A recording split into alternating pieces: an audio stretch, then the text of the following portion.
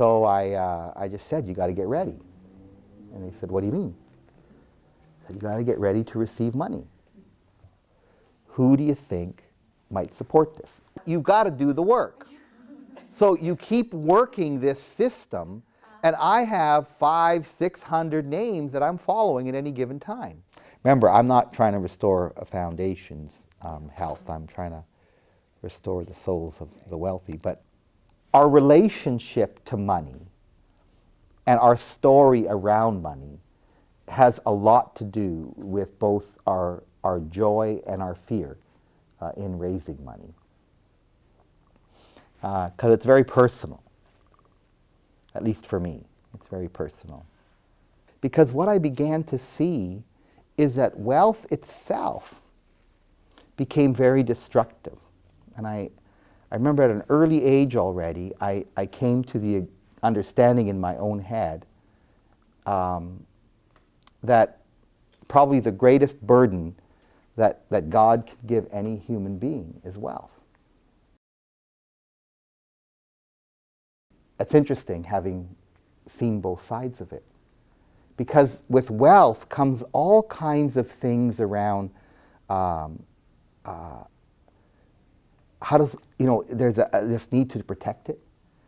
There is this huge confusion between happiness and joy, right? You can buy happiness, like you actually can. You just can't buy joy, right? So you can be deeply saddened, you can be deeply broken, and you can buy moments of happiness. It doesn't take much, right? I mean, a good stiff drink to an alcoholic makes them very happy, right?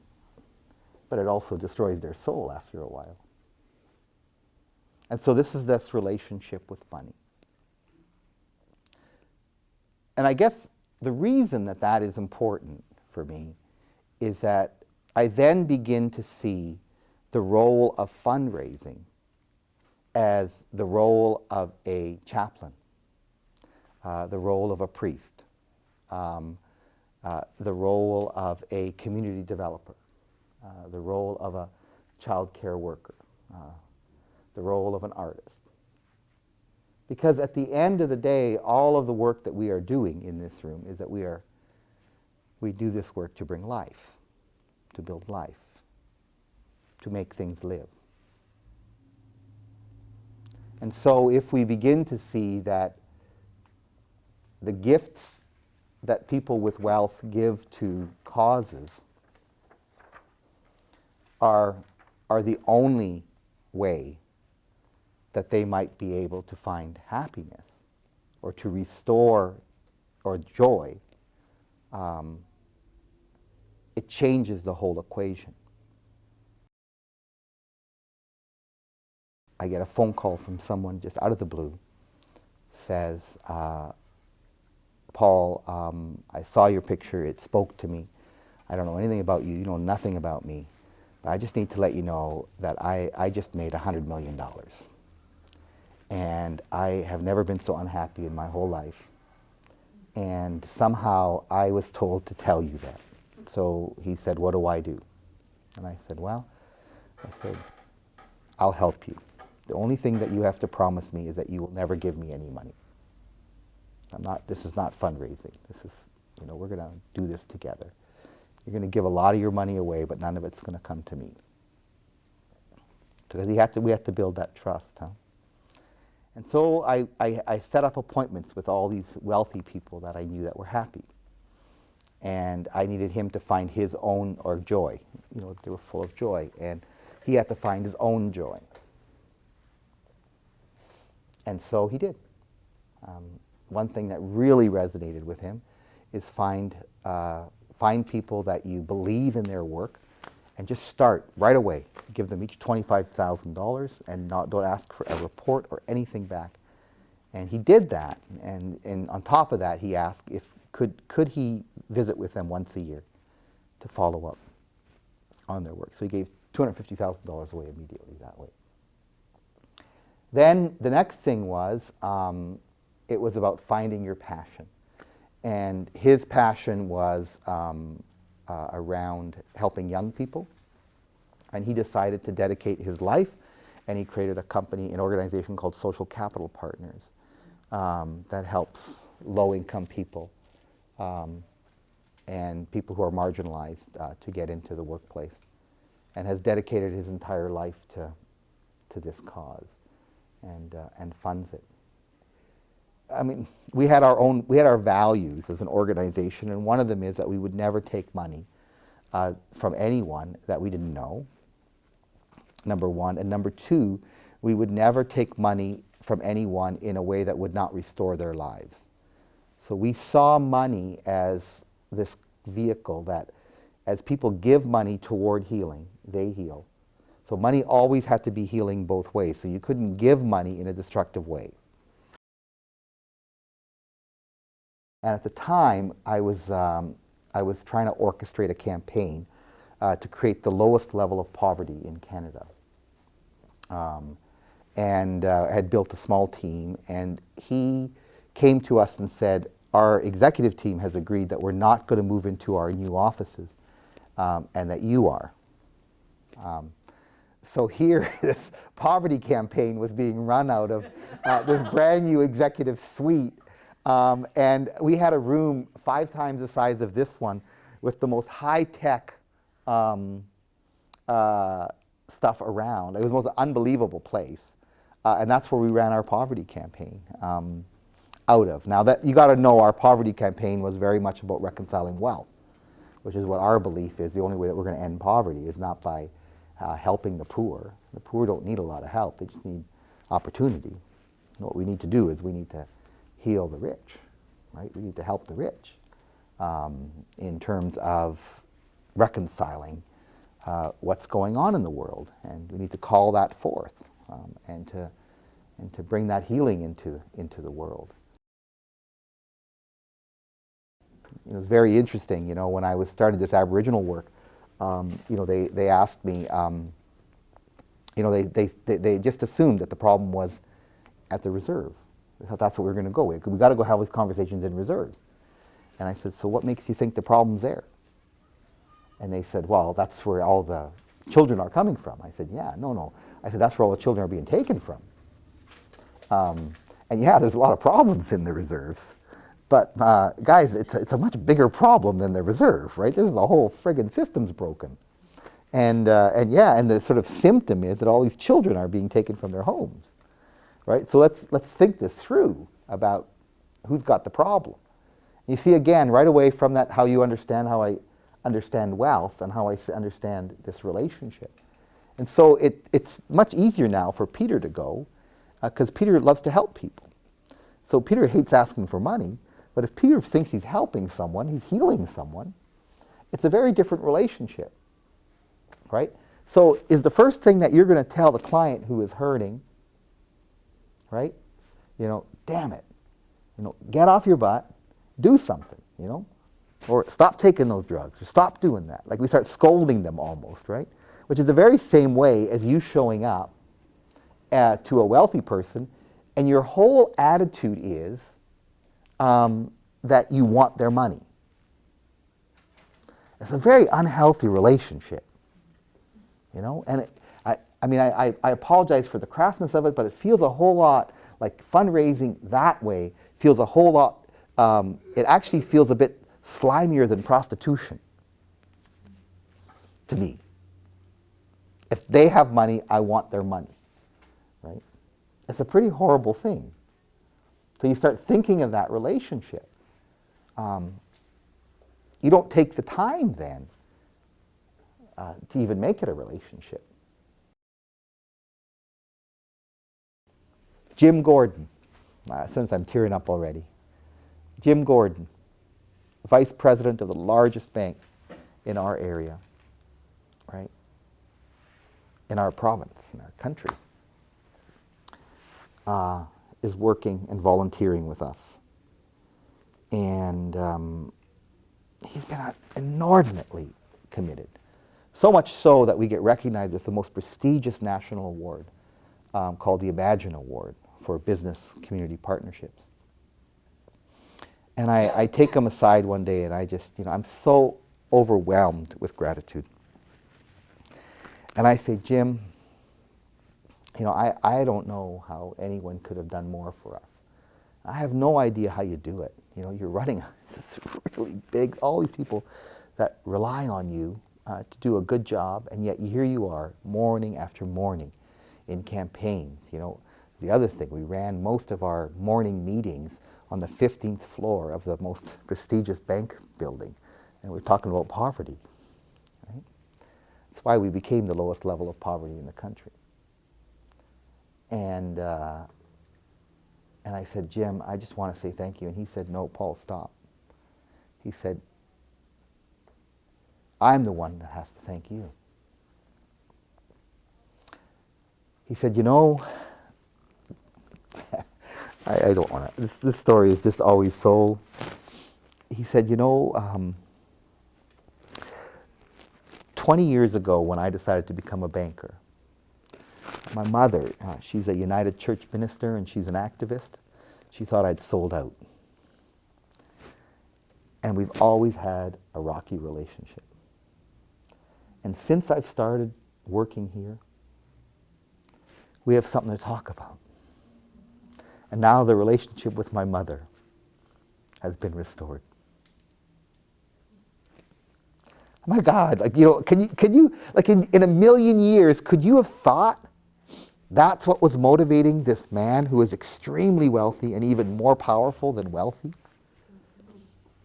He wanted to reconcile the relationship with his mom. You know? The first thing that's really, really important is that you need to be passionate about what you're doing. Really passionate. And you got to feel like what you're doing is being true to what it is that you're doing. You know, because people invest in people's passion. That's the most important thing. The reason you're welcoming is because you love this place. You can't think of any other, you probably think of other things you could do, but you know what I mean? You love the place. So I think if, in some senses, that's the spiritual work. You know, love what you're doing, feel like you're in the right place. People want to invest in that. So from there, it's important for you to have a kind of a statement of who we are. We used to call it a strategic plan. People have all kinds of forms of that. But nobody wants to invest in confusion. I mean, sometimes confusions can be beautiful and they'll give you a little bit of money, but they kind of want to know that if they're going to give you money, that you're going to do something wise with it. So they want to know that. Third thing is that these are all getting ready to receive money. Third thing is that you need to be able to declare that you know how to manage money. So your financial records need to be into place, that you need to have proper bookkeeping and, you know, invest in those things. No, what we say we're going to do is going to get done, so that you have there's a credibility, right? So it shouldn't be in that row, but it's basically that you have a good board of directors, that you have good systems, that you have a good track record, you know, all of those things. And then the last one, how can you involve, what's the relationship with the donor? So, you know, how much are you asking, how much are you trying to raise? I always will break it down if, you know, that if we're going to raise $1 million, or let's just go with $100,000, you know, we're looking for one donor of $50,000, and we're looking for two donors of $20,000, and we're looking at 10 donors of $1,000. You know, so that's the relationship that we actually state that right in the case, right? And you're not asking; the case is doing it for you. But don't, like, you know, you can Google case for support, and all kinds of examples come up, and that kind of thing. But we need a good case for support.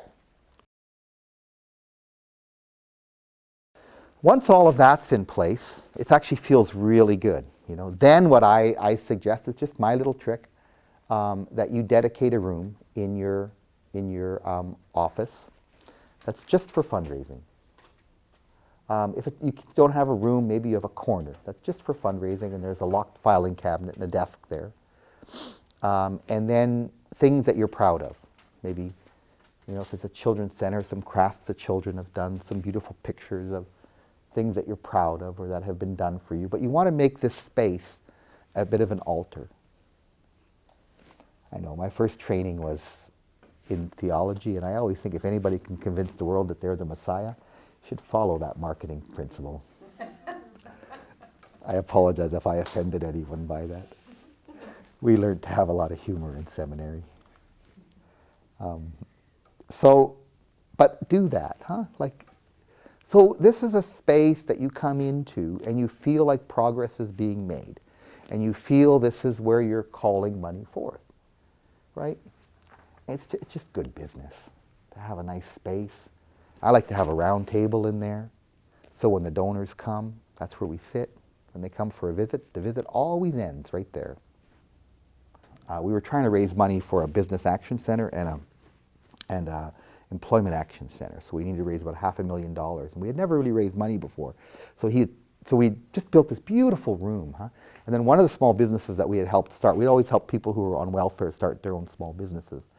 And these two women had started this company called Latte on the Loose. And it was a mobile latte cart. And so they would donate their time. And as our guests would come in, there was a business making them all a latte.